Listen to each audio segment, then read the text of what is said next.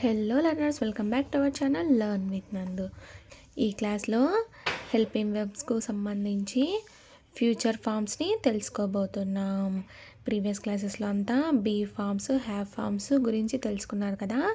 ఈ క్లాస్లో ఇప్పటి నుండి ఫ్యూచర్ ఫామ్స్ గురించి తెలుసుకోబోతున్నాము. హెల్పింగ్ వర్బ్స్ను ఆక్సిలరీ వర్బ్స్ అని కూడా అంటారు కదా. ఫ్యూచర్ ఫామ్స్ గురించి తెలుసుకోబోతున్నాం. ఈ ఫ్యూచర్ ఫామ్స్కు V1 వర్బ్ని మాత్రమే యూస్ చేయాలి. ఫ్యూచర్ ఫామ్స్ క్రియేట్ అవ్వాలంటే ఏంటి ఫార్ములా? విల్ ప్లస్ V1 కదా. ఈ విల్ ప్లేస్లో ఈ మోడల్ వర్బ్స్ని మనం యూస్ చేయవచ్చును. అర్థమైందా? ప్రీవియస్గా అంతా మనం ఫ్యూచర్ ఫామ్ అంటేనే విల్ ప్లస్ V1గానే చూసాం. బట్ ఇప్పటి నుండి విల్ ప్లేస్లో ఈ మోడల్ వర్బ్స్ అన్నిటినీ యూస్ చేయవచ్చును. అర్థమైందా? ఫ్యూచర్ ఫామ్స్నే మోడల్ వర్బ్స్ అని కూడా అంటారు. ఇవి ఫ్యూచర్ ఫామ్స్ అవుతాయి. ఇవి ఫ్యూచర్ పాస్ట్ హెల్పింగ్ వర్బ్స్ అవుతాయి. అంటే ఫ్యూచర్లో అయిపోయిన పనులను గురించి తెలుపుతాయి. ఈ వుడ్, షుడ్, కుడ్, మైట్ అనే వర్బ్స్.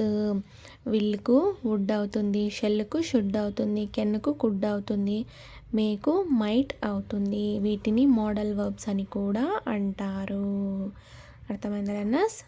భవిష్యత్తు సూచించే పదాలు అని అర్థం. అంటే ఫ్యూచర్లో మాత్రమే, ఫ్యూచర్ సెంటెన్సెస్కు మాత్రమే ఈ వర్బ్స్ని మనం యూస్ చేయాలి. ఏ వాక్యానికి యూస్ చేయాలి? రన్నింగ్ సెంటెన్సెస్కా లేక స్టాప్ సెంటెన్సెస్కా అని మీకు డౌట్ రావచ్చు. బోత్ రన్నింగ్ అండ్ స్టాప్ సెంటెన్సెస్కు ఈ future forms and future past helping వర్బ్స్ని యూస్ చేయవచ్చును. ఫ్యూచర్ ఫామ్స్ ఏమవుతాయి? విల్లు, షెల్, కెన్, మే అవుతాయి. ఫ్యూచర్ పాస్ట్ హెల్పింగ్ వర్బ్స్ ఏమవుతాయి? వుడ్, కుడ్, షుడ్, మైట్ అవుతాయి. అర్థమైందా runners? Future past helping verbs అంటే ఏమిటి? ఫ్యూచర్లో అయిపోయిన పనిని గురించి ఇప్పుడు చెప్తాము. ప్రజెంట్గా ఫ్యూచర్లో ఏం జరుగుతుందో, అందులోనూ ఫ్యూచర్లో అయిపోయిండే పని గురించి ఇప్పుడు ప్రజెంట్ మాట్లాడతాము. అలాంటి వాటికి ఈ ఫ్యూచర్ పాస్ట్ హెల్పింగ్ వర్బ్స్ని యూస్ చేస్తారు. ఇప్పుడు మనం future helping verbs or future forms గురించి చూద్దాం రండి. విల్, షెల్, కెన్, మే అనేవి ఫ్యూచర్ ఫామ్స్ అవుతాయి, లేదా ఫ్యూచర్ హెల్పింగ్ వర్బ్స్ అని కూడా అనవచ్చును. మనకు ఇంతకు ముందే తెలుసు English sentence structure. English sentence formula ఏమిటి? Subject plus helping verb plus main verb plus object కదా. హెల్పింగ్ వర్బ్స్ ప్లేస్లో ఈ విల్లు, షెల్, కెన్, మే అనేవి యూస్ చేస్తాము. ఈ హెల్పింగ్ వర్బ్స్ ప్లేస్లో ఏం యూస్ చేస్తాము? ఈ ఫ్యూచర్ ఫామ్స్ని యూస్ చేస్తాం కదా. మెయిన్ వర్బ్ అంటే ఏ వర్బ్ని యూస్ చేయాలి? ఫ్యూచర్ వర్బ్ క్రియేట్ అవ్వాలంటే ఏంటి ఫార్ములా? విల్ ప్లస్ V1 కదా. సో మెయిన్ వర్బ్గా ఇక్కడ V1ని తీసుకుంటాము. ప్లస్ ఆబ్జెక్ట్ ఏదైనా అవ్వచ్చు, సబ్జెక్ట్ కూడా ఏదైనా అవ్వచ్చు. అర్థమైందా లర్నర్స్? హెల్పింగ్ వర్బ్స్ ప్లేస్లో ఈ ఫ్యూచర్ ఫామ్స్ని, అదేవిధంగా ఫ్యూచర్ పాస్ట్ హెల్పింగ్ వర్బ్స్ని యూస్ చేస్తాము. మెయిన్ వర్బ్ ప్లేస్లో V1 వర్బ్ని యూస్ చేస్తాము. ఈ మోడల్ వర్బ్స్ అన్నీ ఎలాంటి సబ్జెక్ట్ ఆర్ పర్సన్స్కైనా వాడచ్చు. ఈ మోడల్ వర్బ్స్ అన్నీ ఏ సబ్జెక్ట్కైనా, ఏ పర్సన్కైనా మీరు వాడచ్చు అని అర్థం. ఫస్ట్ పర్సన్ అయినా, సెకండ్ పర్సన్ అయినా, థర్డ్ పర్సన్ అయినా, ఇలా ఇందులో ఏ సబ్జెక్ట్ వచ్చినా సరే మీరు వాడవచ్చును ఈ మోడల్ వర్బ్స్ని అని అర్థం. అంటే ఫస్ట్ పర్సన్ సింగులర్ ఏమవుతుంది? I, first person plural we, second person singular you, second person plural you. He, she, it, this, that అనేవి థర్డ్ పర్సన్ సింగులర్స్ అవుతాయి కదా. ఇంకా our mummy, machine, phone, car etcetera ఇవన్నీ మనకు థర్డ్ పర్సన్ సింగులర్స్ అవుతాయి. They, those, these, our sisters, your cars అని వచ్చినవన్నీ మనకు థర్డ్ పర్సన్ ప్లూరల్స్ కిందికి వస్తాయి. సో థర్డ్ పర్సన్ ప్లూరల్స్ అంటే సబ్జెక్ట్ ఏదైనా సరే ఈ మోడల్ వర్బ్స్ని యూస్ చేయవచ్చును అని అర్థం. మోడల్ వర్బ్స్ ఏమవుతాయి? విల్లుకు వుడ్ అవుతుంది, షెల్కు షుడ్ అవుతుంది, కెన్కు కుడ్ అవుతుంది, మేకు మైట్ అవుతుంది. ఇవన్నీ ఫ్యూచర్లో పాస్ట్ హెల్పింగ్ వర్బ్స్ అవుతాయి. ఇవి ఫ్యూచర్ హెల్పింగ్ వర్బ్స్ అవుతాయి. అర్థమైందా లర్నర్స్? ఈ మోడల్ వర్బ్స్ వాడాలంటే ఇంగ్లీష్ సెంటెన్స్లో ఈ మోడల్ వర్బ్ పక్కన అంటే తర్వాత V1 ఫార్మ్స్ అంటే ప్రెజెంట్ వర్బ్స్ మట్టుకే వాడాలి. ఇది చాలా ముఖ్యమైనది.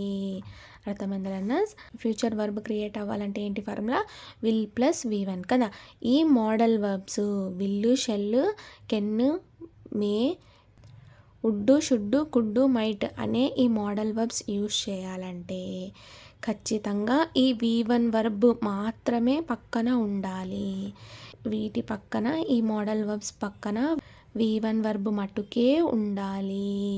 V2, V3, V5 వర్బ్స్ ఏవి వాడకూడదు. ఓన్లీ V1 వర్బ్ ప్రెజెంట్ వర్బ్ని మాత్రమే ఈ మోడల్ వర్బ్స్కి వాడాలి.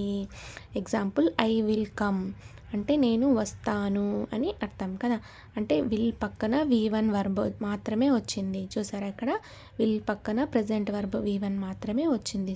సో ఇలా యూజ్ చేయాలన్నమాట. ఐ విల్ కేమ్ అంటే కేమ్ అనేది V2 వర్బ్ అవుతుంది కదా. సో ఇలా యూజ్ చేయకూడదు.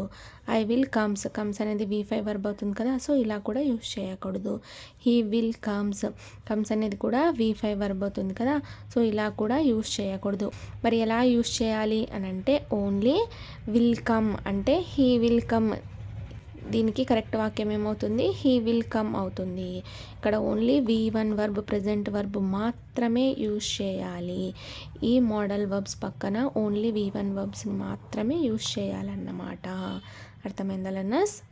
ఈ మోడల్ వర్బ్స్కి ఇంగ్లీష్ సెంటెన్స్ స్ట్రక్చర్ చెప్పాలంటే అంటే ఈ మోడల్ వర్బ్స్ని యూజ్ చేయాలంటే ఒక ఫార్ములా లాగా చెప్పుకుందాం. Subject plus will plus V1 plus object, ఇది మోడల్ వర్బ్స్కి ఫార్ములా అన్నమాట. అర్థమైందా లెర్నర్స్? ఇది కూడా మీరు గుర్తు పెట్టుకోవాలి. సబ్జెక్ట్ ఏది రావాలి అంటే ఎనీ సబ్జెక్ట్, ఏ సబ్జెక్ట్ అయినా రావచ్చు. అది ఫస్ట్ పర్సన్ అయినా, సెకండ్ పర్సన్ అయినా, థర్డ్ పర్సన్ అయినా, ఏదైనా సరే, సింగులర్స్ అయినా కానివ్వండి, ప్లూరల్స్ అయినా కానివ్వండి, ఏ సబ్జెక్ట్ వచ్చినా సరే ఈ ఫార్ములాని యూజ్ చేయవచ్చును. ఆబ్జెక్ట్ కూడా ఎనీ ఆబ్జెక్ట్, పర్టికులర్గా ఇదే అని అలాంటిది ఏమీ లేదు. ఏ ఆబ్జెక్ట్ వచ్చినా సరే యూజ్ చేయవచ్చును. విల్ ప్లేస్లో ఈ మోడల్ వర్బ్స్ను యూజ్ చేయవచ్చును. ఇందులో ఏదైనా సరే మీరు యూజ్ చేయవచ్చును. లైక్ హెల్పింగ్ వర్బ్ లాగా హెల్పింగ్ వర్బ్ ప్లేస్లో ఈ మోడల్ వర్బ్స్ను యూజ్ చేయవచ్చును. ఈ V1 వర్బ్ మట్టుకే యూజ్ చేయాలి. ఓన్లీ ప్రెజెంట్ వర్బ్ V1 మాత్రమే ఈ మోడల్ వర్బ్స్ పక్కన యూజ్ చేయాలి. అర్థమైందా లెర్నర్స్? ఇది మోడల్ వర్బ్కు ఫార్ములా. అర్థమైందా లెర్నర్స్? ఇది కంపల్సరీగా మీరు గుర్తు పెట్టుకోవాలి. అర్థమైందా learners? Thank you so much for watching this video. Please subscribe to Learn with Nandu channel for more videos. Thank you.